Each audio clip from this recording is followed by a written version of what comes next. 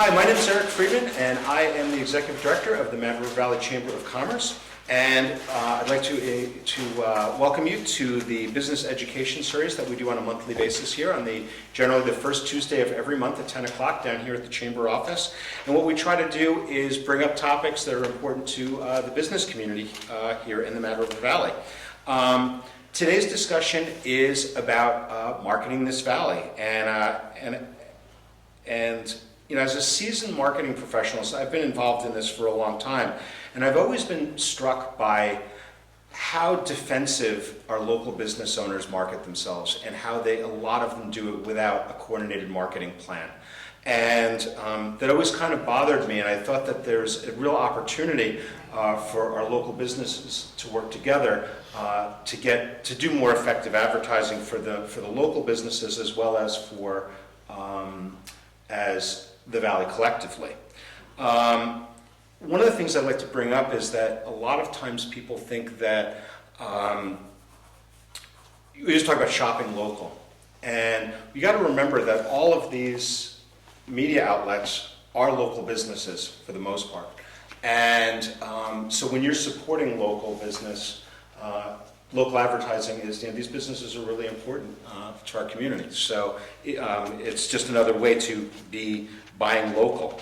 The other thing I wanted to bring up, because if you notice, all of the folks here today are from the print media. And rumor has it that print is dead. But the fact is that print is very much alive. The landscape has changed dramatically over the last few years, and that has created a lot of opportunities, and I'm hoping that you guys can speak to that as well, because the audiences are so targeted nowadays, and the hyper-local and hyper-targeted outlets are being successful and finding ways to be successful and coordinating their strategies with digital and not just print. So there's a lot of interesting stuff going on out there. And what the goal of this is what I'm hoping is that by doing this as a community and bringing all this information out, that we're going to be able to develop a coordinated strategy for our community that is well thought out and well coordinated over time, and not just a shotgun approach, because they're just ineffective. So I'd like to welcome our panel. We have Michael Bradshaw from 7 Days. We have Lynn from Vermont Ski and Ride, as well as Vermont Sports, not today, Vermont Sports, and the Addison Independent. Anything else? The Brandon Reporter and the Mountain Times, which is the Killington Central Vermont newspaper. Yeah. What don't you do? And we have Jeff Knight from Valley Reporter, our local newspaper, and we also have Jeff Buckman, who's here from the Times-Argus and Rutland Herald. And we also have June Anderson from the Mad River Valley Resort Guide. So thank you all for coming. I appreciate that. I was hoping that we can just kind of go down the line and introduce yourselves and a little bit about your publication. I'll start with you, Jim. Well, my publication here in the Valley is the Mad River Valley Guide, which is a local yearly 4-season guide, which covers arts, sports, Sugarbush, Mad River Glen, biking, hiking, all the things for people who come here who need an introduction to the area. And it's sort of for the person who's just beginning their love affair with the Mad River Valley, because they want to find out more. They want to find out. We have a calendar, we have a map, we really support the restaurants and the lodging and shopping and dining, and trying to light the way for people to find their way around the valley during their visit here. So that's what we do. Excellent. Thank you. Jeff? Good. Jeff Buckman. I work for both the Rutland Herald and the Times-Argus. Rutland Herald's daily newspaper, 5 days a week, down in Rutland County. Times-Argus, I think we're all pretty familiar with in this area. Barre, Montpelier, up into Lamoille. In terms of our editorial content, very much more of a traditional local newspaper. We are focusing on local news, local entertainment, local sports, things that are happening in these areas, and things that people who live in these areas, homeowners, anybody, any taxpayer, I suppose, in there, these papers are very vital to them, because this is how we all find out what happens in the towns that we live in. Aside from the two print entities, both the Times-Argus and the Rutland Herald operate websites. We also have two free weekly newspapers, which are put on these footprints.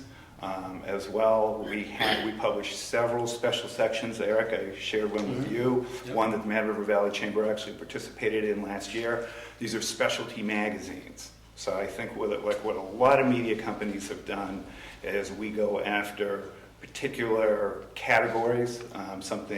For instance, the one I showed you was a summer entertainment guide. We've published a restaurant guide recently. We just published a health guide. So we published several publications that are more sort of vertical, if you will, where they focus on a particular topic.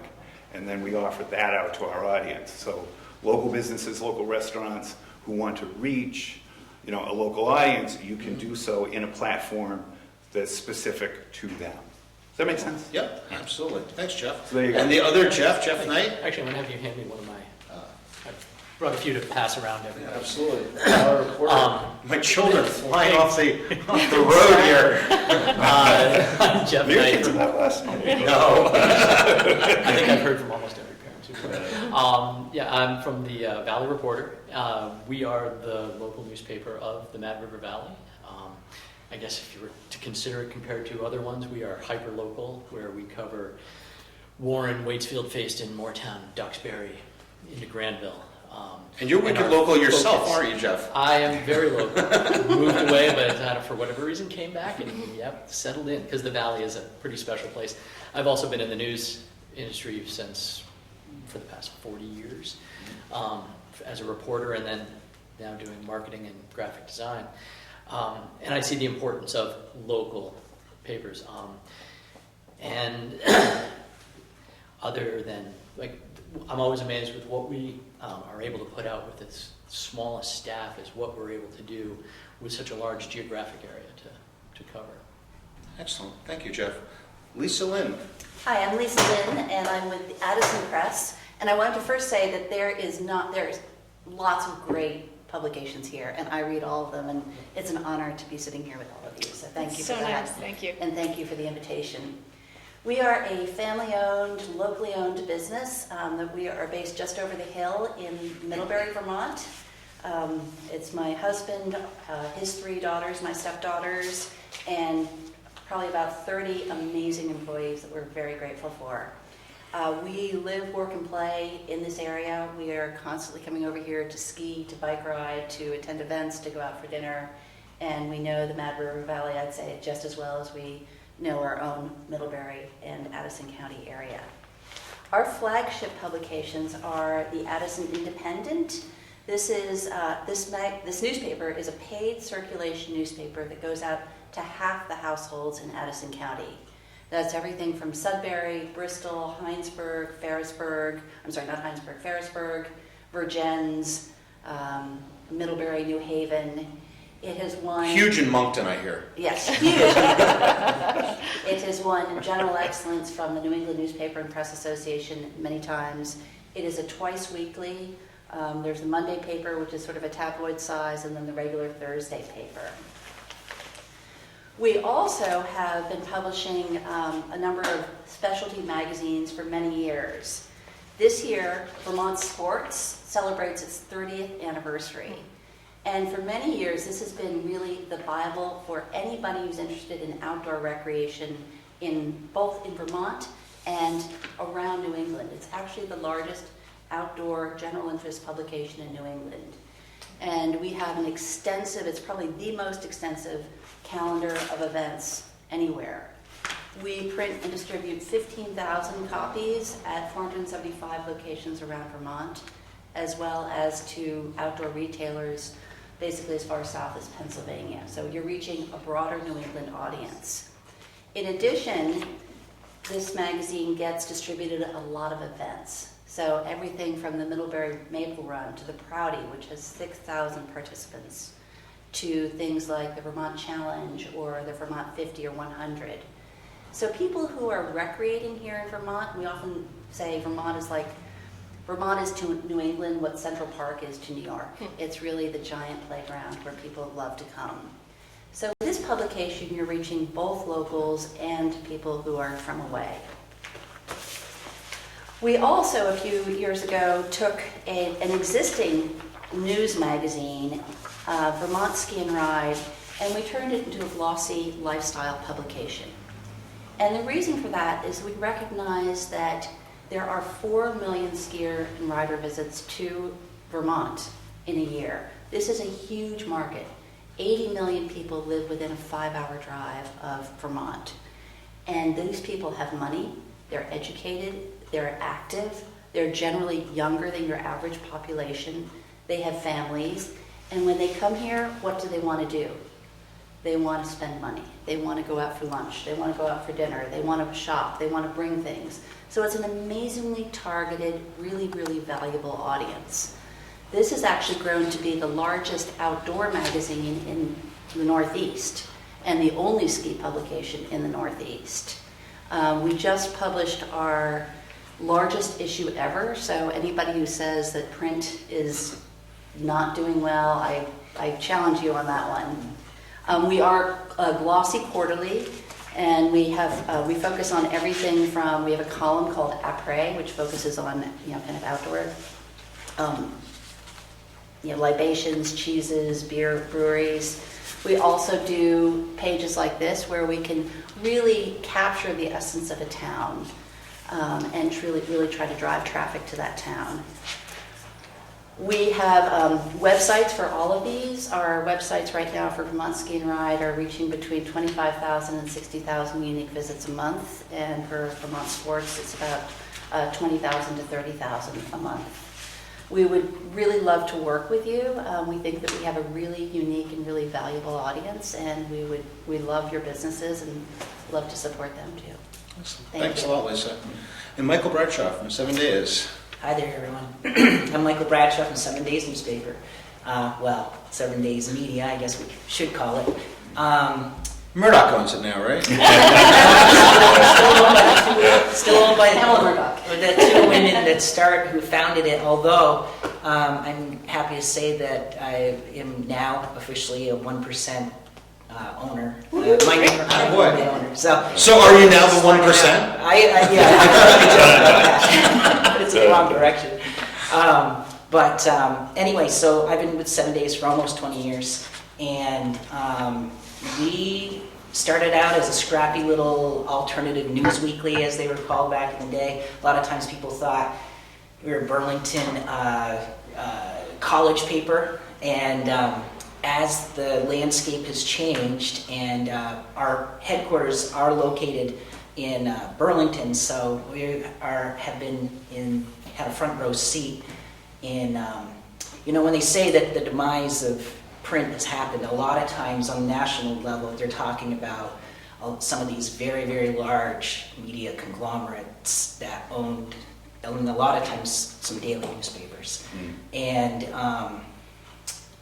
that is because we've had a unique situation sitting right there in the front watching what was once the largest daily newspaper in the state, but owned by a conglomerate outside of the state.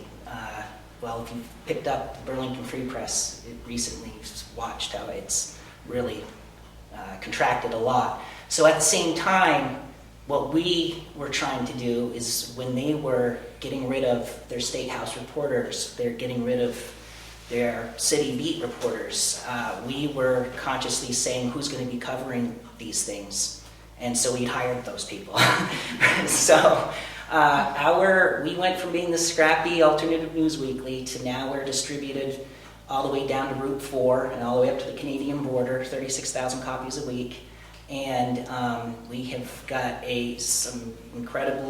we've won national awards for our editorial coverage and news investigative reporting, all kinds of things along those lines. And we are definitely we have become a very much trusted source for information.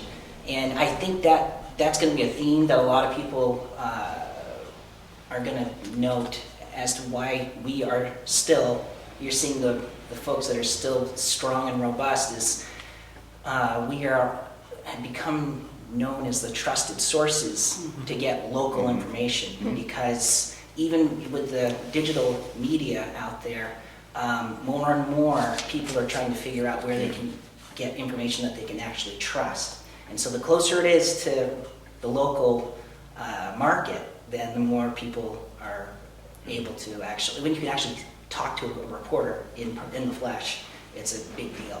So anyway, 7 days is statewide.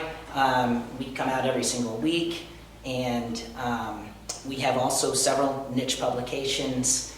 7 Nights Dining Guide is the only statewide dining guide in the state, and our goal is to have a free listing in there for every single restaurant in the entire state, and it's distributed year-round.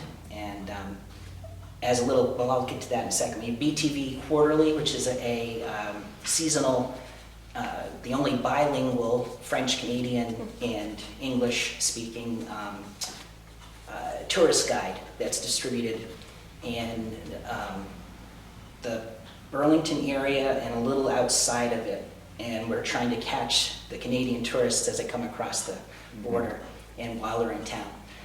And so that's BTV Quarterly, and also half of those are distributed through the airport. It's a thing that we have with the airport.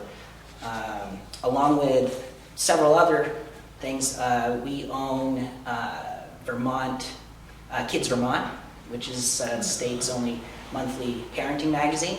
It's a great way to, and that has an interesting distribution model in that a lot of them are also distributed to a lot of schools throughout the area.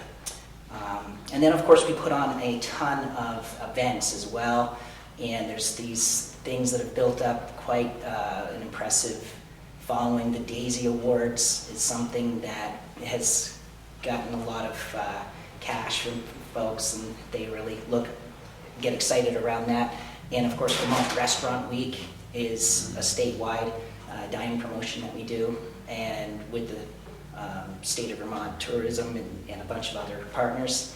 And then Vermont Tech Jam is a large event that we do in the fall, and that's also partnering up with the state. So yeah, we've gone from a little scrappy independent newspaper to a really strong player within the market. And specifically I've been at 7 Days for 19 years, and I have my turf. I'm now called I always have to remind myself what I'm called, a senior account executive. There we go. Just means I've been around longer than someone. So the Valley's always been part of my turf, if you will, and Central Vermont is a big piece of it. And so anyway, just love. One of the things I think we can all probably speak to is that in doing this job, I go to a lot of different towns, and I have to, be selling different ads and doing different co-op pages and things like that. And it's really interesting how each community has its own personality, and I love the personality that Valley has, the business community and the way that they work together. So anyway, I am happy to be here, and thank you for having us. Well, thank you very much, Jeff. And our audience, if anyone has any questions, please don't hesitate to jump in at any point. I think, Jeff, you spoke to the digital component a bit. Can you maybe expand on that a little bit and talk about how it's not just print and what you guys do? Well, I think that's pretty much the case, Eric, with not only with the Times-Argus and the Rutland Herald, but with a lot of media companies. We all recognize that the audience out there has divided. There's no question about it. The media marketplace is a vastly different entity here in 2020 than it was when I entered this profession in 1989. So it's totally different. And it's simply audiences have now become segmented off, based on their age, their incomes, and their interests. So it's important, I think, for any media entity, all media entities, to recognize that and to tailor your strategy, if you will, your means of getting your information out to your audience through different channels. You have to create those channels and build them.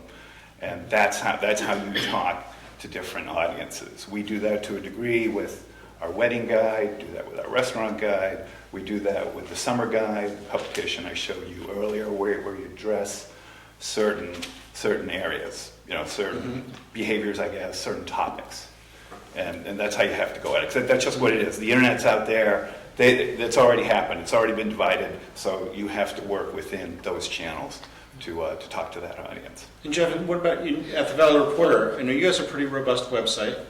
We do, thank you. Yeah, actually, last week, because of this, the bus incident. Major news. Major news here in Happy Valley. But it's always interesting when you start looking at analytics, when you start seeing what's actually drawing people in and everything. Yes, we've put together what started off as a website that was initially, and this is going back many years into the 90s, they put up a spattering of stories, and just to get people's attention because they didn't want to undercut the paper aspect of it. Over time, we've increased, and now we put almost the entire paper up so that people have a chance, and so that it's mobile friendly, so people have a chance to read stories, read we actually have one of the best calendar listings because we have somebody who gleans from everywhere and gets some of the best info out there. So we get a lot of hits on that and on a lot of, from those aspects. We're also utilizing our website along with some of our social media presences so that we can boost whatever stories are there, and because people are everywhere. So you'll get some people on Facebook, some people on Twitter, some people on Instagram, and so we try to be in those areas and get feedback in all of those areas. It's been a challenge, but it's, as you said, this is where people are, and you have to meet them. And our next goals, well, as you know, we have, you do your weekly Mad River show, and we have our reporter who comes in and speaks on that. We're looking to maybe upgrade and start doing some local podcasts and getting some of that information out. We're in a unique situation because we don't get news from some of the larger, the APs and everything else, because we're local and that's our focus. So yes, we focus on school boards and high school sports and things like that. But actually, I think that's one of our strengths. And we also have an incredible group of papers that we work with. We're also part of what's called the Burlington Area Newspaper Group, or the BANG Group, which encompasses ourselves, the Waterbury Record, Stowe Reporter, Williston, Shelburne, South Burlington, Shelburne, and Charlotte and Heinsberg.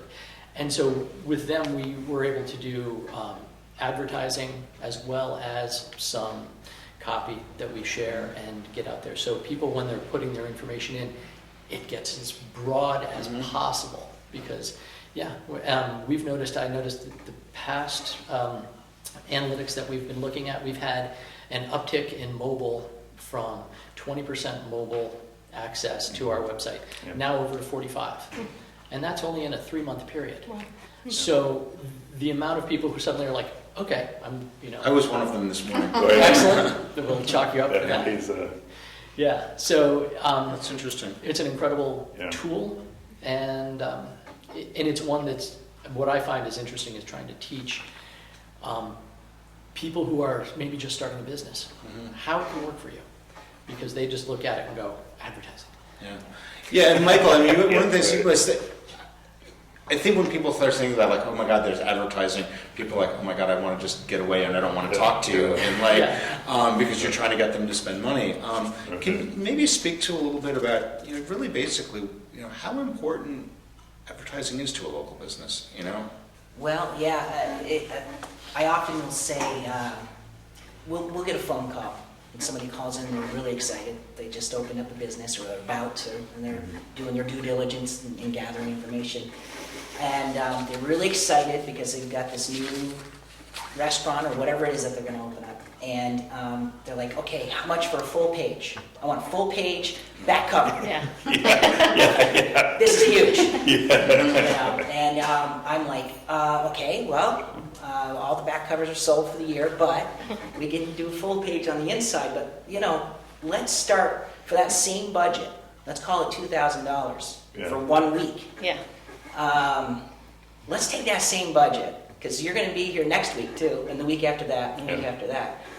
I'm not going to try to get you to spend more money. I take that, whatever you thought you were going to spend on a full page, and let's break that down into something that you can do for the long haul.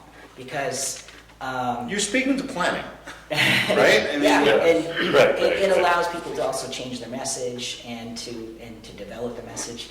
And one of the things I think that we're all definitely deal with all the time, and it actually keeps it exciting and fun, is that we deal with every type of business you can think of, from the sole proprietor, the one person who just opened up a tiny little snow plowing business, all the way up to, I'm talking political campaigns from the national place. You know, it is all over the map. And, you know, our national media, I should say, advertising agencies. Mm-hmm. So, but at the end of the day, it's a ton of fun for me to go and deal with someone that is just getting started. And, I mean, at the end of the day, there's kind of a formula at building a good ad. Mm-hmm. And once you kind of got the basic design, who, what, when, where, what time, how much, call to action, some just basics. And when you're dealing with somebody that's local, when you're not talking to somebody on you know, through the internet, or maybe even just dealing with a program, an AI program through Facebook or something, and it's just showing you charts and clicking buttons and things. When you have somebody who is listening to what you're trying to do in your business and trying to find your personality and how to incorporate that into what your message is, so what makes your restaurant different, what makes Red Square different from Lunig's, they got different personalities, and you can't be, and so if you're there and you're meeting the owner, you're actually helping them realize half the time who they are and what their business is and what their message is. And once that gets out there and everybody can understand it, the basic thing that I've tried to tell folks is paint a picture so that folks know what to expect when they walk in your door. Say it's a restaurant. It's just a few words, you know. And often when you've been doing it for a long time and you're walking into a restaurant, pretty quickly you can be, okay, this is a casual place. This is great for families. This is a special occasion restaurant, or this is. Right. And your brain's already thinking, and the person who's behind the counter and just trying to make payroll isn't necessarily thinking about the big picture and the way that they're being perceived. Right. So I know I kind of went off on that. No, I appreciate that. No, that makes a lot of sense. It's really important that if you're doing it right, your message is getting out clearly to the public, and they want. Go ahead, Lisa. I'd love to just jump in on the digital question. Yeah, sure. Because I find it really interesting, the two of the biggest digital brands out there, Airbnb and REI, just launched print magazines. Yes. Beautiful print And magazines. I think that really speaks to what we're seeing in a shift in the landscape. When digital social came out, everybody was all about that, because suddenly you got metrics. And people could say, oh, I got X number of clicks. I challenge anybody in this room to name one digital ad that they remember. And that's what's happened, is there is so much clutter. There's Facebook, Instagram, WhatsApp, Tinder, you name it. There is so much, competition for your 1 second, tiny little ad. You have no idea who that's going to. It might tell you it's going to, people 25 to 35 who live in a 100-mile region. How many of those people could you actually picture? Instead, what we're seeing is actually a resurgence in print and more of an engagement. People want to pick up something they can touch and feel. Our publications are out there we do this 9 times a year, this is quarterly. They stay on people's coffee tables. We can also do journalism, long form. I just finished a 4,000-word story on the state of women and gender equality in snow sports. That's not something you're going to see on Facebook. We will take those stories and we will upload them on our website. We will share them. They do get read as well on our website, but most people tell us they prefer the print magazine. And judging from the number of intern requests we get and young, assistant and associate editors who are in their 20s who want to come work for these publications, I would say that print is still alive, well, and probably growing. I'd like to, when I bought this business 10 years ago, print was completely dead. And people would ask me things like, well, how do I know how many eyeballs are on there? Because I want to, all the anagram letters that, And what I've seen over the last 10 years is a resurgence. And I have 3 magazines. I have I have a very similar guide in the Adirondacks that covers the High Peaks area, and I do the Addison County Chamber guide for them. And what I've seen is more high quality print magazines throughout the area, especially in the Adirondacks. They have a new one called Local ADK, and that Ann Burr is doing a great job with that. And because I think that there's a finiteness, the endless quality of the information that you get online, people are exhausted. And something like this, they know what it's for, it's got a finite parameter, and it's edited. That's what we do, we edit. We take what we think our reader is going to enjoy and put it in there and create an experience from start to finish that is going to provide them what they expect. Just like you said with the ad for the, is it a fine dining experience or is it a casual place? You know that this guide, which is different from every single other one, this is a tourist magazine. It's for the person who's coming here and they want to know, they want a complete digest of what's going on in this particular area. They're satisfied with that.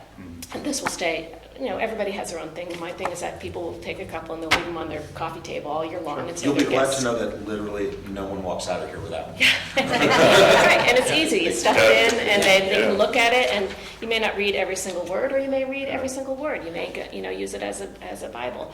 And then and the same thing. Everybody knows what these things are, and then sometimes you can be surprised. You can say, hey, this is better quality than expected. So that reflects better on the advertisers and also on the area. Like, oh, this is a more high quality, more educated. I'm delighted by the text that I see in that magazine or in 7 Days or in all of these things. And the other quick thing is that even if you don't have I don't do a website because I don't want to compete with the chamber, which is the imprimatur is on here. But I have Instagram sites where Instagram and Facebook, and if something happens, if Canteen Creamy gets an article from 7 Days, I promote that, or if you do an article and I promote that. So just try to push it so that my primary service is for readers and for advertisers, but I try to push my advertisers as much, and I see all of you do the same thing, which is very effective. Yeah, and it's a really important niche. I mean, what you do specifically is so important to the chamber. I mean, we don't have to do this. Right. And we're so glad to support, and you're as a member and everything, but we're really glad that we're not creating something else that they feel, that these folks feel the need to advertise in. Right. So we're really, trying to, work with you folks. It's one thing that we've found from the digital side of it is it's not just about throwing stuff up online. We have our website, and we also have a full digital paper that is a straight PDF that we send out every Thursday morning at 4 a.m. and people get a copy of it. And we started that because of because of the post office. It just took so long and for some papers to get to people. So we had all these people, like you're saying, coming in from outside who want to know about this community. And that has grown by leaps and bounds, so that the digital part that we do, like with Facebook or everything else, is instead of we don't put ads on Facebook, but we'll say on our website, we'll say, here's this story. And then what I find is it's interesting to find from there, people want to go read. And because it's curated reading, they know what they're getting. It's curated. It's the right thing. It's that it's not, not only does it have the reporters who are actually doing the shoe leather work of finding out what the story is, and they're talented and they're hardworking, but it's also, curated in that it's Yeah. relevant to Yeah. what the niche You're helping Yeah. cut through the noise. right, Yeah. cut Yeah. through the noise. Decide what, It's public trust. The big- I the big think stories media- are- the There's, media- there's no the fake news media anywhere on operates this as table. public yeah, that's right, No there's no fake fake news. news. Yeah. That's right. Yeah. Really, Jeff? That bus is photoshopped, right? Yeah, as a parent, I wish it was, but sadly. It wasn't shot to look more dramatic. Yeah. I actually But- think but I've yet- seen multiple photos. the- This is the less. We have to coexist. Print Yeah. has to coexist now with this other, with the, obviously, computers and Google and everything else is a Yeah. big gorilla in the room, and it's Yeah. massive, and it created huge changes in how everybody does work. But there's a detente between the two, I think, a little Yeah. bit, considering how much people are still attracted to Yeah. the print, which they want to, especially in these areas where there's a lot of visitors, Yeah. and there's a lot of interest in the sort of unique Vermont lifestyle, Yeah. that they want to have a tangible part of it. Mhm. When you mentioned the visceral part, I hear that constantly from people who are ordering. Is you're like, which version would you like? And they're Mhm. like, I want to hold something. Yeah, yeah. And there is something about that. I have worked in places where downstairs it's coming hot off the presses, and there is something about grabbing a paper Yeah. and opening it up. I wonder if I could ask you guys if you think the same thing, or we're preaching to the choir, obviously. You're the choir. On the computer, my husband really wants a hard copy of everything, so Yeah. Yeah. we get Two, magazines both. both ways. I read them on my iPad. Yeah. Yeah. He reads the hard copy. Yeah.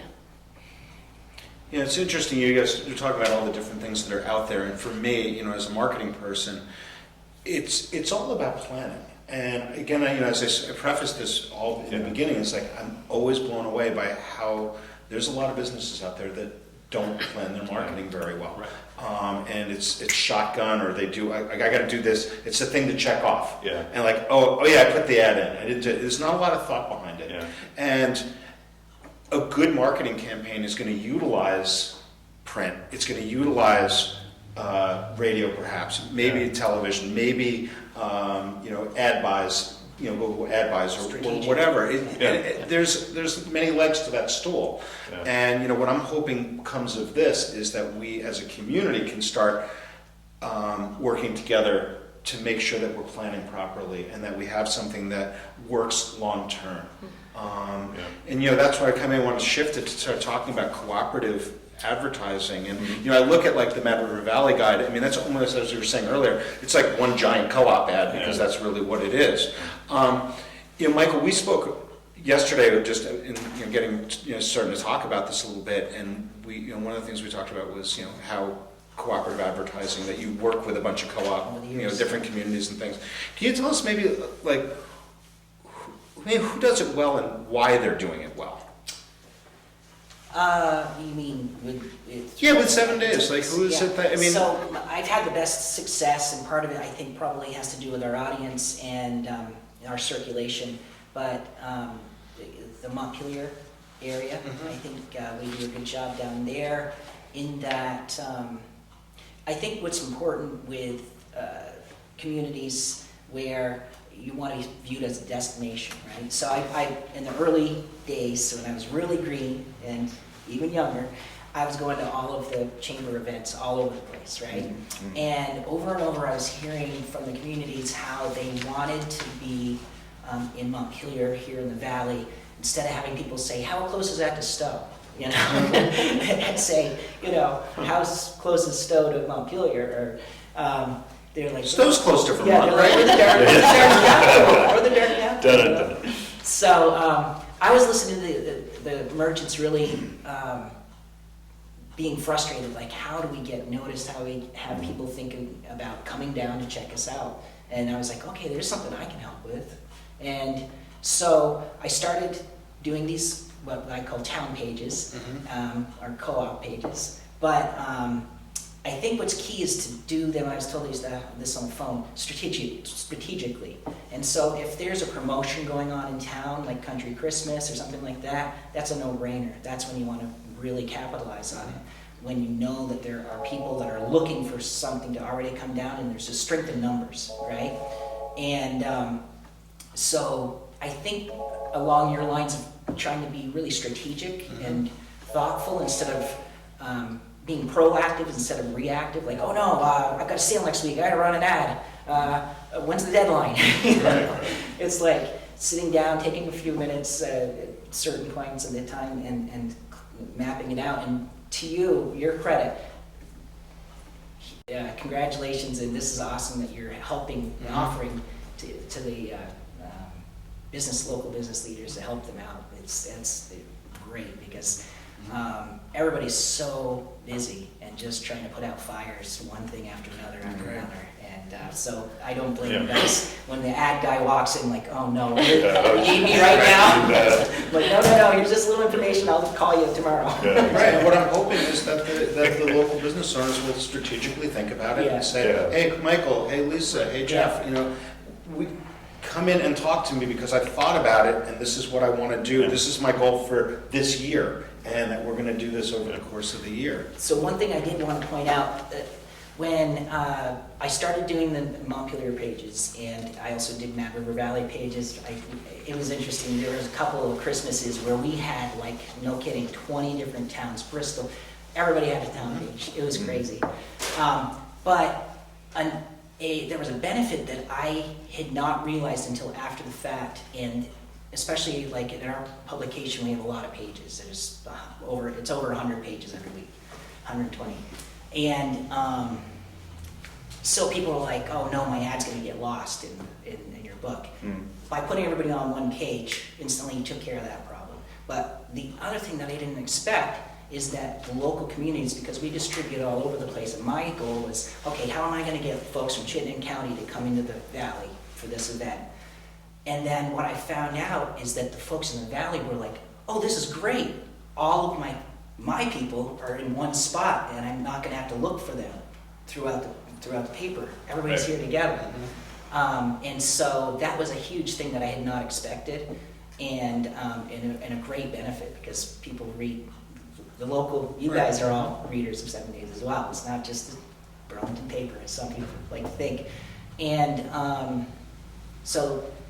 and then there was that other thing that I wanted to point out. One of the things, especially when I had a whole bunch of them going on at the same time, is I was very strategic about the looks and, again, trying to get that personality across, because I talked about how when I go into a community, I feel a certain kind of personality, right?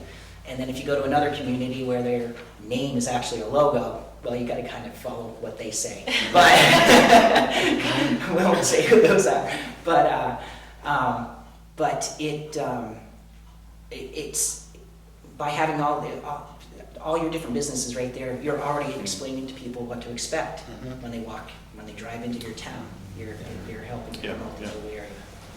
Lisa, is there, you want to say something? Yeah, I just wanted to kind of piggyback on that, in that I think there's something that's also happening that's a really different change in our visitor landscape. And that's the multi-resort passes, the Icon Pass and the Epic Pass. So suddenly, all these people are not necessarily making a decision on where do I have a season pass. They're deciding it on the town and the community. And for that reason, I think it's all the more important to have towns band together and market themselves. I might make a decision to go ski Sugarbush based on the fact that I love the fact that there's a Warren General store, or that there are shops I can come to here, or I can go to Clearwater Sports. And that might be the decision for me, whether I go to Sugarbush or I go to Stratton. And I think too that, as Michael said, that grouping together gives people more options. You're not competing against each other, you're actually building on kind of a sense that there's a lot going on here. Yeah. It's a destination. Yeah. Yeah. And we've seen a big surge in marketing in Middlebury. Middlebury started to market the Middlebury Snowball and Rikert with its towns and hotels and restaurants for the first time, and they are seeing a big impact on that. And Jeff, from a local perspective, because I know we've talked about doing some cooperative stuff for the holidays, for example. You want to speak to, from your perspective? What I found interesting what Michael was saying is some of the best experiences I've had in helping businesses is to help them find their voice. And because that's one of the biggest things. We're in an incredibly vibrant community here in the Valley, but we're kind of here, and we've got people who come up with great ideas and come up with a great business idea. They have a wonderful business idea, but they don't strategically plan, or they don't think about marketing, because that's not part of they're like, I do this thing. I don't do that other thing. And so when they see somebody coming in to sell them something, they're like, oh gosh, that's an advertisement. It's like, but as you're saying, it's, you gotta, once you're past saying, no, it's not an ad, it's who are you? What do you do? Yeah. How can I help you get your message out Reach in our a better audience. way? And planning, it's been so much better, but what I find is one of the greatest divides is people, they have to come up with, one, who are they? What is their focus? What is their realization of who they are? One of the groups that seems to have a better handle on it is actually this historic Bridge Street Marketplace group. And they started to That put came together. because of the flood. It They were started- forced to really, they had already labeled themselves as Historic Waitsfield Village, but Yep. they had to pull themselves out of that flood. Right, just why like- would you come here? Yeah. And so it was a great opportunity to say, here are these businesses, and you want to come here for these. And they did a great job of starting up and doing that. And as you're saying, Country Christmas. Yeah. We used to, you'd get people all over who were wanting to do that. The cooperative advertising, we've actually had some great success where two businesses who know what they are, very different, but get together and do a single ad, because then you can have a larger presence. You can maybe have your presence extended over a period of time so that your message, reaches further, gets out there. And so I find that once people are past that, because they think any ad that isn't theirs works against them, and then once they realize it's not a zero-sum game like that, that it's actually the more you get, like, There's strength in numbers. yeah, you get two businesses in a town, they think, oh my God, that business is going to detract from my business. And in actual, it usually helps. Yeah, there's a reason more why all the people. car dealerships and bigger Yeah. joints all Yeah. are. Yeah. Reason they're together. Yeah. There's a reason they're together. It wasn't just cheap real estate. No. Okay. Yeah. No, that's really interesting. In my mind, when I think co-op, I'm thinking like a full page of Mad River Valley stuff. Yeah. And, that is a cooperative as if you have two businesses next to each other, Peasant and Sweet Spot could do something. And, in that little, I Right. never really thought about it like that. You're right. One thing we just started because, every year the MAT bus comes in town. Fremont Transit has the bus that runs through the whole valley. And we had people going, where is it, what is it? So every week now we run the bus route in the paper. And we also have the bus route online so that people can find it easily. So that's one that we're taking the lead right now in sponsoring it, but we're going to be opening it up to sponsorships to other people. And that's a cooperative ad. That's saying, I'm, say, Collaborative Brewing, and the bus goes right by my front door. Yeah. So it works perfectly for them to work together for some of these instances. Yeah, just some businesses doing that, Jeff. I think the Bridges is doing something like that right now, whereas if you're an out-of-state visitor, you show up with your Sugar Bush tag, and you go, I think it's a 2-for-1 Yeah, read it is, that yeah. type. So Yeah. I think to the point, that's very, very intelligent, one building off the other. Yeah. That's great. Now, we talk about some of the positive things about cooperative advertising. Are there somewhat pitfalls? It was wow, they do that badly. Is there a problem with it? Is there any, from my perspective, I see one. But I'm curious do you guys have an experience this cooperative, doesn't necessarily work sometimes? I think if there was ever times when I've had problems, it's when there's too many cooks in the kitchen.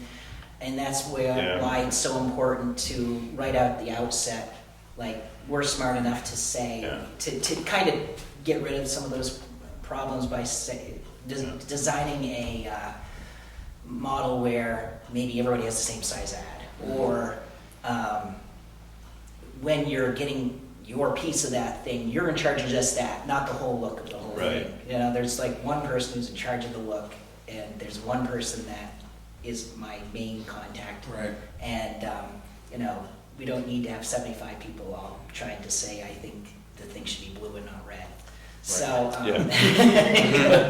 that's the only things, so now I usually get things figured out ahead of time so everybody knows, now we're in charge of the design. Right. But you have your own spot that you're in charge of. Yeah, I think it's important if all the partners in a co-op are all on the same page. Yeah. They all understand that this promotion, we are doing this around this promotion, so our messaging has to be common to this promotion. We don't need to stuff something down at the bottom that says, oh, by the way, if you come in, I'll give you X, Y, Z. No, leave that off. You know, everybody's there with the same goal, the same mission. If you want it to be effective, have everybody do it. I mean, it all speaks to planning, and and that's one of the things I keep thinking is like, if we do a half page or a full page in 7 days, or in the Times Argus, or in the Rutland Herald, or or in Vermont Ski and Ride, that if we do something in Vermont Ski and Ride, that is clearly aimed at all of these people that have Icon and Epic passes. That's what we're aiming at, and 7 days is. It's predominantly at the Burlington market and Chittenden County, and that when they get to exit 10 and they get off the interstate, how can we get them to go right, not left? Right. Right. I think one of the other pitfalls is that we see people say, oh, let's try this for one issue. Yeah, thank you. And, And then it didn't work. exactly. Right. And you do, we try to really sell by the year if possible, if it's a quarterly, because we do feel that it is that repetition, it's that branding. So when we do co-op ads, we try to do at least 2 issues, ideally more than those.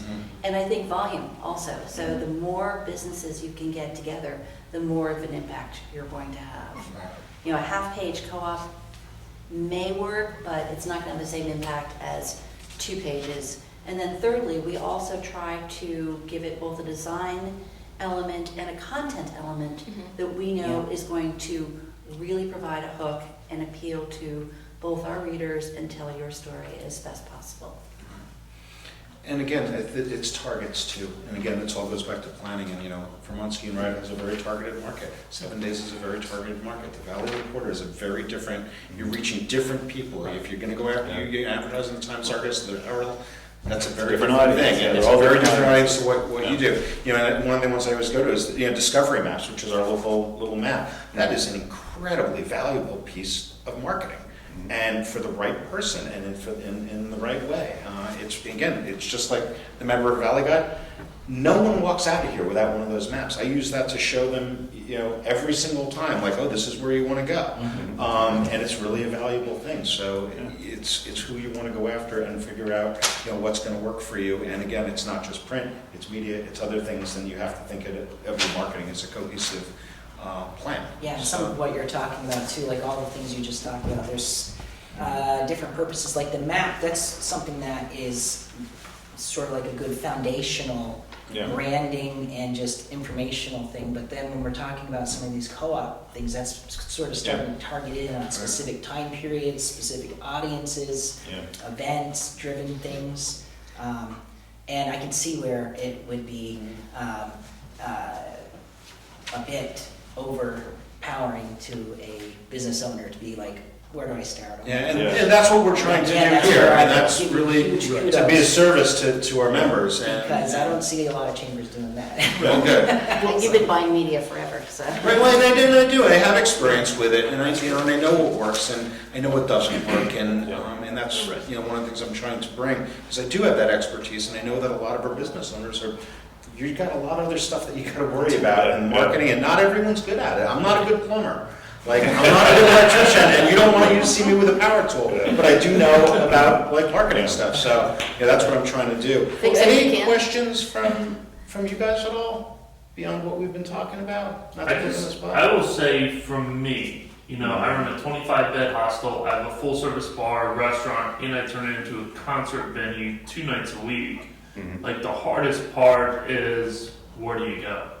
And then some people come to me, and then others you just are like, we drive right by.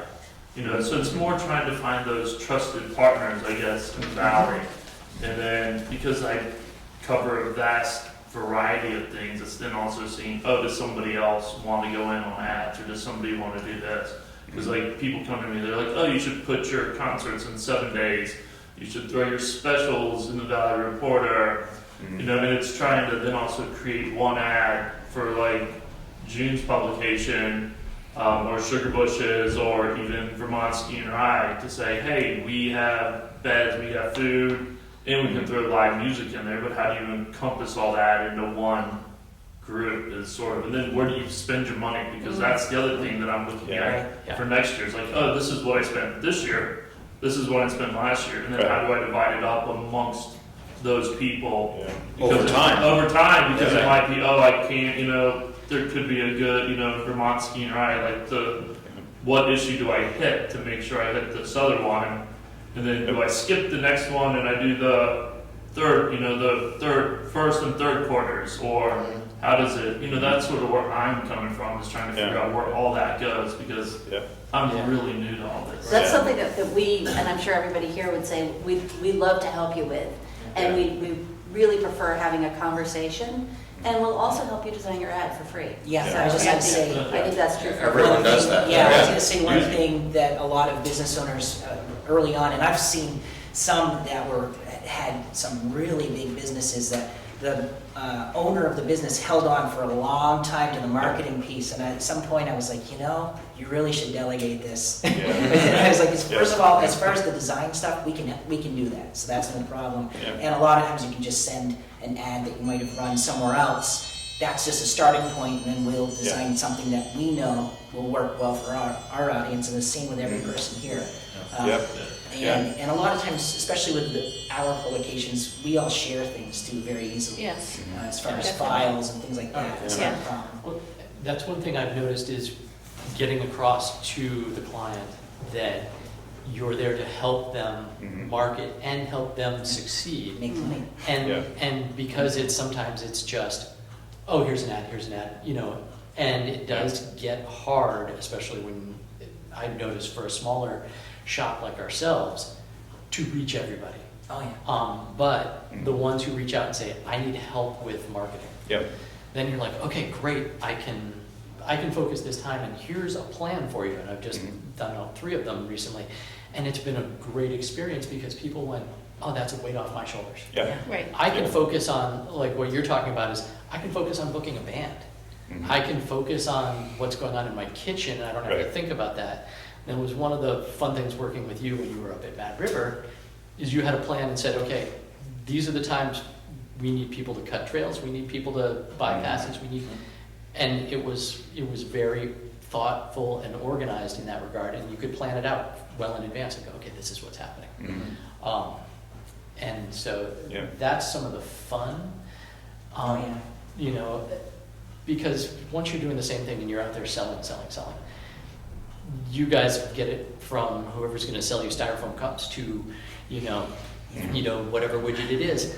And it's fun to work with people and help them because, well, being hyper-local as we are, I know that if you're doing well and you're doing well, then it goes around and everybody else in the That's so community true. Yeah, does the well. community does well. Yes. Well, and really, that's a great way. I kind of want to try to wrap things up here, but when you talk about everyone doing well, I mean, that really is awesome because these guys all need to do well too. And one of the things that I really appreciate in every publication that is represented here, editorially, they cover us really well. I mean, what you guys have done with Canteen Creamy and Stoke Ramen, I'm just thinking lately, and Soul Pizza, and like you guys are on top of it. And what you've done with the local, you know, the houses and local, you know, articles about Mad River Glen and Sugar Bush. Mad River photos. Yeah, we know why. You know, and Jeff, obviously, I mean, like, you know, I always supported, you know, the Valley Reporter. You know, every week I put advertising in there. I wanted to advertise, but I also want to support them in that because I know editorially you guys covered us really well, and you cover the Valley really well, and it's the same goes with you guys. I mean, Jeff, you're always sending me email updates like, oh, we covered the Valley, the Valley Players Theater. Like, go check this out. And so when they send, Jeff sends me that, and I didn't buy advertising, and the Valley Players, God knows, didn't buy advertising in the Rutland Herald, I don't think, right? And but they're getting that out there, and then I'm posting it. I mean, so it's And that's working. fine, yeah. And the that's same, exactly and what I'm obviously, saying. Never Valley, the guy is just, in and of itself. It's interesting when you were mentioning Valley Players, because that actually for us was one of the best successes of working with a group. They just had their 40th anniversary. And before anything started, Doug came and just said, it's the 40th anniversary, what are we going to do? So we put together a complete program for them of advertising with ourselves, Stowe, and Waterbury, which was good. Then also an online component. We did, pre-show, and they were very thoughtful in what they looked out, and they said, okay, here's our budget, how can we make this work? So we adjusted for, you want to cover this period of time, so ads need to be this size or that size or whatever. And it's worked so well that it actually just won an NPO award for us. Yeah. Wow. So That's great. it's so working with people who are out there, it can turn into a really great thing for everybody involved. Mhm. And I wanted to just say, to your point as well, you're right, as far as being locally owned businesses, we are all that as well. And so when money spent with us goes Stays back out into the community, Yep. this community, whereas that wasn't always the case in some cases where the money at midnight was shipped off to Virginia or something.